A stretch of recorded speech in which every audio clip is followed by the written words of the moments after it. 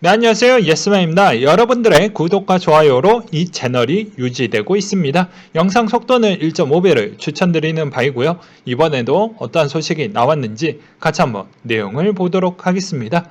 클리브랜드 연은 총재가 통화정책 원칙상으로는 기준금리 인상 압력이 커지고 있다는 분석치를 내놨고요. 중국의 국가발전개혁위원회가 예년과 다르게 5개년 경제성장률 목표치를 삭제를 했다고 합니다. 그 점을 참고하셨으면 좋겠고요. OECD 중간 경제 전망에 대한 성장률을 상향 조정을 했다고 합니다. 4에서 5% 정도 올렸다고 보시면 될 것 같고요. 한국도 마찬가지로 2.8에서 3.3으로 약간 상향 조정을 했다라는 점이 좀 눈에 들어오겠습니다. 그 다음으로 요새 경기가 상당히 좋아지고 있다라고 하는 그런 느낌이 보여지다 보니까 원달러 환율 추이를 좀 봐야 되겠죠. 미 국채 10년물 금리가 1.6선까지 재상승한 가운데 글로벌 증시 하락과 국내 증시 하락이 외국인의 순매도의 상승 요인으로 작용이 되면서 1140원에서 마감을 보여주었다. 라는 소식을 볼 수가 있게 되겠고, 이 점으로써 다시 한번 미국의 다우나 나스닥에 대한 추이를 유심하게 볼 필요성이 있을 것 같습니다. 그 다음으로 코인에 대한 소식을 좀 보도록 하겠는데요. 미 소비자 물가지수 비트코인 가격 영향에 미칠 것이냐 라는 내용인데, 아무래도 10년 만기 국채 수익률과 기대 인플레이션 물가 상승에 대한 가속화 부분에 대한 언급으로 보시면 될 것 같고요. 빗썸의 자동 로그인 투자자는 접속 지연 보상 쿠폰을 제외하겠다라는 이야기를 또 하기도 했고요. 인스타그램에서 벌어지는 비트코인 사기라고 해서 보게 되면, 자, 블록체인 분석업체 화이트 스트림은 최근 나이지리아 라고스에서 발생한 4건의 암호화폐 사기 사건 보고서를 내고 라고스의 비슷한 유형의 투자 사기 사건을 중심지로 보여진다 라고 해서 여러분들 이런 아주 좋은 시장에서도 사기는 항상 조심하셔야 됩니다. 그리고 자오정평이 BSC 탭을 삭제할 수 있을 것이냐, 익명의 블록체인 개발자들이 최근에 바이낸스 스마트 체인 선동적인 주제의 탭을 개발을 했다. 이들의 명백한 목표는 바이낸스 최고 경영자의 비웃고 바이낸스 앱을 검열하는지 확인하는 것이다. 라는 이야기를 꺼냈습니다. 아무래도 요새 바이낸스 스마트 체인 쪽에서 엄청난 수익률이 잘 나와주고 있기 때문에 그런 것 같다라는 생각도 들고요. 그 다음으로 JP모건이 암호화폐 관련주 연동 채권을 발행하겠다라는 소식이 좀 있었고요. 그 다음으로 미 의회 암호화폐 증권 취급 기준 마련 법안을 상정을 했다라고 합니다. 그래서 9일 기준으로 산업 전문가들과 SEC, CFTC 등등등등 여러 전문가들 포함해서 규제기관 포함해서 이런 심도 있는 이야기를 꺼냈다라고 합니다. 그렇기 때문에 조만간에 어떤 큰 변화가 올 것으로 보여지고요. 여기에서도 가장 중요한 건 투자자 보호가 가장 우선순위가 된다라는 점이 담겨져 있다라고 합니다. 여기에서 또 느끼는 점은 한국은 도대체 뭘 하고 있을까요? 그리고 자산운용사 거버 가와사키가 28일부터 비트코인 이더 판매 서비스를 시작을 한다라고 합니다. 그리고 트위터의 잭도시가 첫 트윗 NFT 경매 수익금은 기부할 계획이라고 밝혔고요. 한 데이터에 따르면 미국의 개인 투자자 비트코인보다 에이다를 더 긍정적으로 보고 있다라고 해서 보게 되면 가장 비중이 큰 게 에이다, 비트코인, 이더, 폴카다, 리플, 체인링크 등등등등 이렇게 있어요. 근데 보면 이제 에이다 같은 경우에는 원래 아시아 쪽에서 좀 많이 ICO 할 때 잘 팔렸습니다. 가장 많이 팔린 쪽이 일본, 한국 쪽인데요. 그 다음으로 미국 쪽에서 이렇게 됐으면 진짜 밸런스 하나는 정말 기똥차게 맞췄다라고 볼 수도 있겠죠. 그래서 최근에 에이다가 미국 쪽에 대한 홍보나 이런 쪽도 쉬지 않고 잘 하고 있는 실정입니다. 그 점도 참고하셨으면 좋겠고요. 중국의 대표 ICT 기업 ZJBC가 향후 2년간 1746억 원의 비트코인 채굴 투자 계획을 밝혔다고 되어져 있습니다. JP모건 또한 암호화폐 관련 상장사 주식을 담은 투자 상품을 공개를 했다라고 해서 조만간에 해당 기관들이 필요하고 많이 쏠리고 캐나다 쪽에서 이거 장난이 아니다라는 느낌이 드니까 비슷한 형태를 계속 만들어 내려고 하는 것 같아요. 네.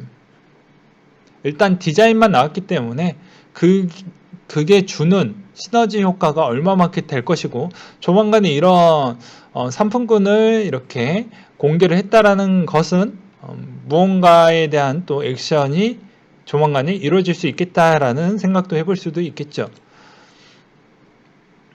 골드만삭스가 디지털 자산 책임자 암호화폐 관련 기관 투자자 수요가 급증한다라고 되어져 있습니다. 여기에서도 보게 되면 50%가 넘는 기관 투자자가 향후 몇 개월 안에 포트폴리오에 디지털 자산 비중을 늘릴 계획이라고 밝혔기 때문입니다. 그리고 최근에 보게 되면 캐나다 ETF만 보아도 알 수가 있겠죠. 세 번째 ETF가 만들어지고 폭발적으로 성장을 해주고 있는 실정입니다.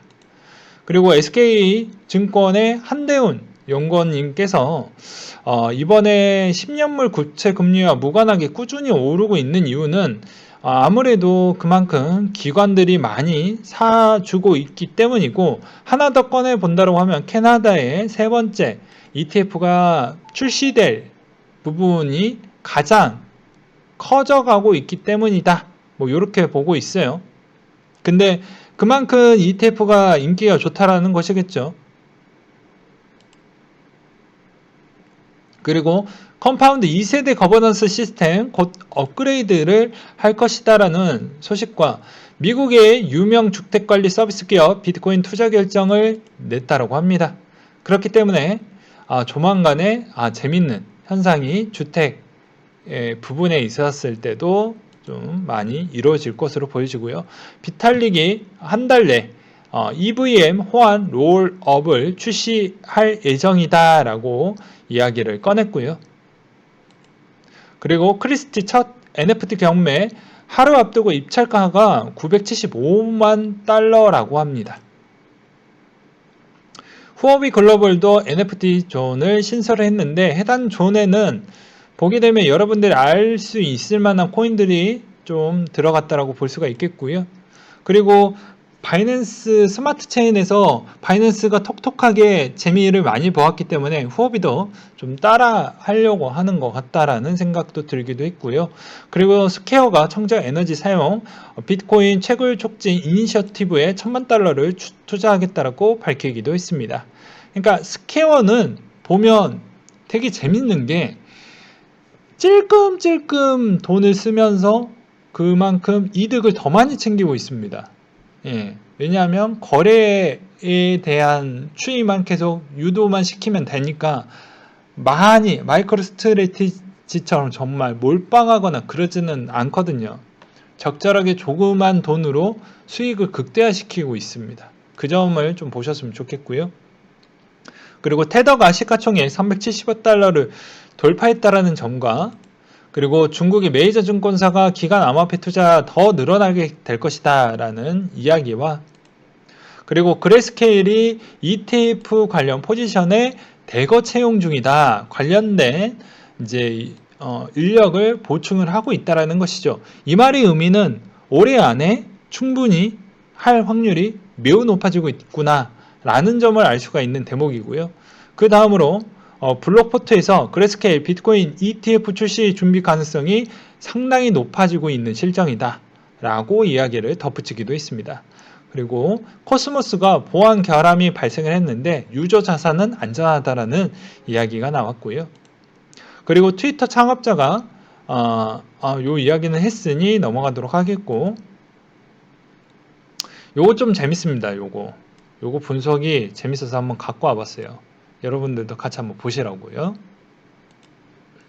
아인슈타인 생일과 아인스타디움 시세와 상관관계를 내가 한번 분석을 해보았는데 분석은 항상 위대합니다. 왜냐하면 저희처럼 시간이 부족한 사람들한테는 누군가의 분석은 상당히 도움이 많이 되겠죠. 근데 이 분석을 고지고대로 보는 것보다 항상 자기네 생각을, 본인의 생각을 결합시킨 다음에 이걸 결정을 내셔야 되는 거예요. 이 사람이 주는 메시지와 정보가 글로 표현이 되어져 있다 보니까 유도하는 방향이 내가 이해했던 방향과 서로 상이할 수도 있고요. 같을 수도 있는 겁니다. 그 점을 좀 참고하시면서 들어주셨으면 좋겠어요. 아무튼 이분의 주장은 좀 재밌습니다. 보게 되면 아인슈타인 생일이 3월 14일인데 재밌는 점은 3월 14일 때마다 이렇게 올라갔더라 라는 점을 좀 갖고 왔어요. 2018년도 3월 달이 되니까 2배 이상 올라가고 내려갔고 19년도 때도 되니까 또 많이 올라가서 또 내려갔고, 그리고 2020년도 3월 달에도 보게 되면은 올라가는 것처럼 보여졌지만 실질적으로 이때 맞춰가지고 해당에 있는 그 팬데믹 현상으로 인해서 올라가진 못했습니다. 오히려 그게 좀 아쉬웠고, 그 다음으로 쭉쭉쭉 보게 되면 17년도 3월 이제 그 과거로 돌려서 한번 봤는데 그렇게 펌핑과는 상관이 없었다라는 이야기를 하고 있었고, 지금의 2021년도 아인스타디움의 차트인데 역시 이번에 생일이라고 좀 더 올라가는 모습이 있는데 이런 측면에 있었을 때는 역시나 상관관계는 조금은 멀긴 하지만 연도 대비로 비교를 했었을 때는 시장만 좋다라고 하면 계속 좋은 방향은 나와주었다 라고 보시면 될 것 같고요. 그 다음으로 앞으로 매매 추세에 대한 견해를 내가 남겨보겠다. 뚜두뚜뚜 님이 남겨주셨던 내용인데요. 자, 간단히 말해서 매매 세력은 가격을 더 올릴 이유가 없다. 지금보다 가격을 더 올린다고 하면 추후 가격을 올리는데 더 큰 돈과 시간이 많이 들어갈 것으로 보여진다. 그래서 보통 가격을 올리려면 물량을 일반 개미들에게 나눠주면서 수익 실현을 해야 되는데 그 이후 가격을 또 내려 밑으로 받아 다시 물량이 모이며 가격 펌핑을 반복하는 그런 형태로 되는데, 지금 시점으로 보게 되면 여기에서 이 스냅샷과 무관하게 코인으로 수익 실현을 하려고 하는 부류가 물량을 더 높게 가격을 받아주어야 되는데 그게 아무래도 쉽지 않을 것 같다라는 주장인 것 같습니다. 네, 좀 서론이 너무 많이 길어가지고 이 영상에 다 담기에는 조금 어려운 부분이 있고, 아래에 대한 내용을 또 보게 되면 뭐 여러 가지에 대한 이유도 남겨놓긴 했지만 이 내용이 완벽하게 틀리다 뭐 이렇게 볼 수는 없는 거예요. 왜냐면 어느 정도 램도 좀 많이 올라왔기 때문에 뭐 이런 주장도 나올 수도 있고 저런 주장도 나올 수가 있는데 둘 다 항상 들어봐야 된다라고 설명을 드리기도 했죠. 그래서 앞으로 부분은 아마 이렇게 6가지 부분으로 나는 보고 있다 라는 그런 이야기가 있습니다. 이런 점도 한번 참고를 하셨으면 좋겠습니다. 그러니까 내 새끼라고 해서 내 새끼 코인을 계속 좋은 점만 보면 이런 단점이 잘 안 고쳐진 상태에서 성장을 하게 되면 그 성장이 완성됐었을 때 더 삐뚤어지는 경향이 있습니다. 사람도 마찬가지죠. 그렇기 때문에 그때그때마다 항상 장점과 단점을 항상 교차하면서 정말 괜찮은 방향으로 가고 있는지 수시로 항상 체크를 하시면서 투자에 임하셨으면 좋겠습니다. 그런 말씀을 꼭 드리고 싶었고요. 그리고 테슬라 비트코인 매수 이유 구말리 님이 써주셨던 내용인데 이 내용은 괜찮더라고요. 당신이 1,000억 원 이상을 자산을 외국에 가지고 있다고 하자 미래의 그 나라와 정치의 경제 상황이 악화될 때 대비를 해서 당신은 그 자산이 필요할 때 긴급하게 본국으로 옮겨야 하는 부분이 필요할 것이다. 공장이나 기계는 확실하지 않는 실물 자산이긴 하지만 옮길 수가 없다. 금융권에 맡긴 예금은 동결될 가능성이 높다. 실물이면 옮길 수 있는 자산으로 생각할 수 있는 옵션은 달러 묶음이나 값비싼 보석이 될 것이다. 근데 검문소가 있고 검색대가 있기 때문에 단계별로 이걸 옮기기에는 쉽지 않은 현실이다. 근데 이런 현실은 비트코인 조건에 부합을 되고 무게가 없고 금융권에 동결할 필요성이 없으며 국경에 빠져나갈 필요성이 없기 때문에 아주 그런 개념조차 없기 때문에 비밀키만 있으면 내가 어디에 있던 순식간에 그걸 자산화로 쓰일 수가 있는 부분도 요새 많이 늘어나고 있기 때문에 괜찮게 보고 있다. 그래서 뭐 이 내용은 그 말이죠. 언제든지 나쁜 말로는 뭐 탈세를 할 수 있다. 뭐 좋은 말로는 내가 어느 순간에 있더라도 어차피 통화적 관점으로 보았을 때 편리하게 사용할 수 있다. 라는 점이겠죠. 그 부분을 또 설명을 드리는 부분이고요. 요 이야기는 아까 했으니 넘어가도록 하겠고, 그리고 자산운용사 CEO가 비트코인 5만 4천 달러 돌파 직전 코인베이스의 기간이 11,554개 비트코인을 매집했다라는 내용이 있습니다. 어마어마하죠. 네. 그리고 또 다른 소식 중에 하나인데, 진지하게 35K 간다라는 글 썼던 쇼충들 어디 갔냐라는 내용인데요. 이게 꼭 비난받거나 조롱받거나 그럴 그는 아니에요. 이 사람의 글을 왜 갖고 왔냐면 당연히 그렇게 생각하시는 분들도 분명히 있습니다. 그러니까 저번에도 말씀드렸다시피 왜 매도 호가 부분을 다 채워주는 사람이 있고 매수 호가에 호가창을 채워주는 사람은 생각이 다 다르기 때문에 이 두 개의 호가가 계속 채워지는 거예요. 예. 거래량이 계속 채워지는 겁니다. 근데 다 똑같은 생각을 갖고 있다고 하면 내가 살 수 있는 부분도 없는 거예요. 왜냐? 누군가 팔아야지 내가 살 수가 있기 때문이죠. 그러니 이 주장도 어떻게 보면은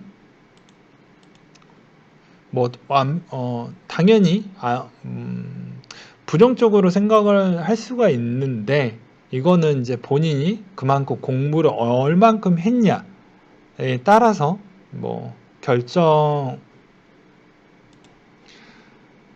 하실 때 후회를 그렇게 많이 하시지는 않겠죠. 공부의 깊이가 낮으니까 자꾸 보게 되면 본인에 대한 논점과 논리가 약간 좀 부족하는 경우가 발생을 할 수도 있습니다.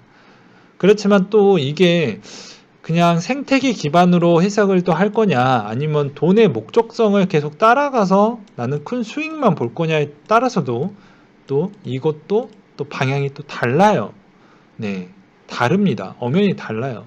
그렇기 때문에 왜 다르냐면 스캠이더라도 수익만 잘 나오는 것을 재료를 잘 모아 가지고 적절한 시점에 사서 큰 수익을 내시는 분들도 있습니다. 네. 그렇기 때문에 나는 어느 위치에 해당이 되고 어느 투자 성향을 갖고 있으며 목표 기간은 어느 정도로 해놨고 수익률을 또한 어느 목표 수익률까지 도달을 했었을 땐 내가 이 시점에서 어떠한 결정을 할 것인지 머릿속에 항상 가지고 계셔야 된다고 했어요. 그 점을 항상 참고하셨으면 좋겠고, 그래서 보게 되면은 꼴 좋다 뭐 이렇게 이야기가 나오는데 아직 1년 중에 3개월밖에 안 지났습니다. 누가 이길지 아닐지 아무도 모르는 판이고 항상 우상향 부분에 있었을 때 근거와 자료 기반으로 저도 그렇게 바라보고 있는 거지. 또 어느 순간 뭐 또 팬데믹이 뭐 변이와 변종이 더 빠르게 와서 우리가 생각하지 못하는, 우리가 예측하지 못하는 그런 상황도 올 수도 있는 거예요. 그래서 항상 주장은 항상 존중을 해줬으면 좋겠다. 그렇지만 이런 쪽에 시간 낭비 그리고 감정 소비 이런 것은 우리 구독자님들 되게 많이 배우셨기 때문에 그런 쪽에 시간 낭비 안 하셨으면 좋겠습니다. 감정 소비도 커져요. 댓글에서 뭐 싸워봐야 의미가 없거든요. 그래서 본인이 원하는 정보만 쏙쏙 받아들이시고 그리고 다른 유튜버 부분을 또 보시고도 그 정보만 쏙쏙 들어보신 다음에 거기 중에서 이제 들었던 정보를 다 취합을 하고 머릿속에 정리를 해본 뒤에 투자 결정을 하시는 것도 나쁘지가 않습니다. 무조건 좋다 하는 거는 말이 안 돼요. 네. 모든 것은 다 두 가지 성향을 다 가지고 있습니다. 네, 말이 좀 길어졌지만 이런 부분을 적용을 하게 되면 예를 들어서 어떤 A라는 정책을 하거나 A라는 무언가를 기능을 넣으려고 하면 그게 순기능도 있지만 역기능도 같이 있어요. 그래서 둘 다 봐야 된다라고 이야기를 하는 겁니다. 근데 매번 이야기를 하면 뭐 특정 코인 보면 야 단점만 얘기하면 거기 우르르 가서 거기에서 감정 소비 다 하시고 시간 소비 다 하시고 그럼 공부할 시간은 어디 있어요? 없잖아요. 그러지 말라는 것이죠. 그렇게 해봐야 자기 코인 올라가는 것도 아니고, 그렇다라고 해서 자기에 대한 그런 또 계좌가 또 그렇게 기뻐할 정도로 올라가는 것도 아니고, 아무것도 얻는 게 없어요. 네. 그 시간에 공부하고 조금 더 지식을 쌓는 게 더 중요하다고 생각하는 예린 중에 하나입니다. 그 다음으로 대기업 메타 부분에 대한 네이버, 카카오에 대한 이야기에 어떤 분이 글 남겨주셨던 내용이 있었는데요. 보게 되면 야 이제 조만간에 카카오도 폭발적으로 상승을 할 것 같다. 그래서 대기업 메타 쪽으로 관심을 둬야 되지 않겠냐라는 내용인데 클레이 쪽은 국내 기준으로 좀 성장을 했기 때문에 국내 정모가 과연 이라는 좀 물음표가 있긴 하지만 지금 시장을 보게 되면 시총이 좀 낮았던 코인들이 막 요동치고 있어요. 그래서 저는 제가 생각했던 그런 방향성과 지금 시세와는 비례하진 않아요. 근데 아마 정책성 기반이나 이런 건 조금은 카카오가 조금은 뭐 인도네시아나 뭐 아니면 싱가포르나 이런 쪽으로 가서 그쪽 기반이 기둥이 되고 중심이 되는 형태에서 만약에 시작을 하면 좀 달라질 수 있겠지만 아직은 잘 모르겠다라고 설명을 드리고 싶고요. 요점만 드리면 네이버 같은 경우에는 당장 실적을 낼 수가 있습니다. 라인이 해당 여기에 있는 저번에도 말씀드렸다시피 일본에서 조만간에 라인 상장을 지금 라인 상장이래. 이 네이버 코인이라는 이 코인 자체를 상장시키려고 하고 있는 실정입니다.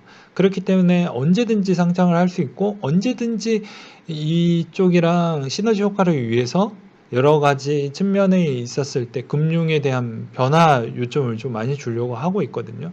그렇기 때문에 소프트뱅크와 네이버 부분에 있었을 때 가능성은 상당히 열려져 있구나라고 저는 보고 있는 실정입니다. 단 이제 일본 쪽에서 얼마만큼 속도를 자체적으로 끄집어낼 수 있을 것인지는 소뱅에 따라서 좀 달라질 수는 있겠죠. 저는 그렇게 보고 있는 실정이고요.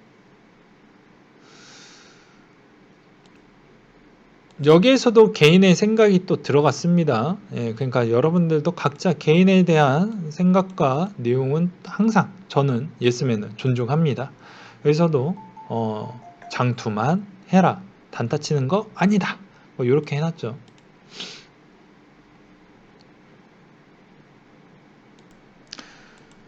네, 오늘은 여기까지 준비를 했고요. 지금 3월 달에는 여러 가지 측면에 있었을 때 모아갈 수 있을 만한 코인들은 잘 모아가시고 항상 이 모아갈 때마다 시장이 불타기는 절대 하지 말라고 했습니다. 3월 중에서도 4, 5% 떨어질 때 사셔도 상관이 없잖아요. 꼭 급락 때마다 기회가 안 나올 것 같다라고 생각을 하면 못해도 4, 5%에서도 사셔도 나쁘지는 않을 것 같습니다. 그렇지만 아주 기본의 기본은 항상 급락 시에 매수를 해야 된다는 점을 꼭 기억을 해두세요. 왜 그러냐면 매번 이야기를 했잖아요. 이 시장이 변동폭이 너무 큰 시장이다 보니까 하루 내에 물타기 있는 물량도 하루 한 끗 차이로 날아갈 수 있는 돈에 대한 금액이 마이너스 15 이상이 일단 기본이니까 하루의 기본이니까 그것 때문에 항상 조심하시고 생각을 여러 번 해보시고 그 다음에 내가 기간까지도 어떻게 생각하시는지 다시 한번 보라고 했던 이유가 다 그런 겁니다. 꼭 그런 측면에 대해서 기본기가 잘 다져져 있고 많은 생각과 본인에 대한 철학이 좀 들어가게 되면 잘 이 험난한 시장 잘 극복할 수 있고요. 그리고 수익을 많이 냈다라고 하면 수익을 어떻게 잘 유지를 시킬 것인지도 항상 머릿속으로 계속 굴리셔야 됩니다. 올해의 2021년도 때는 어디에서 좀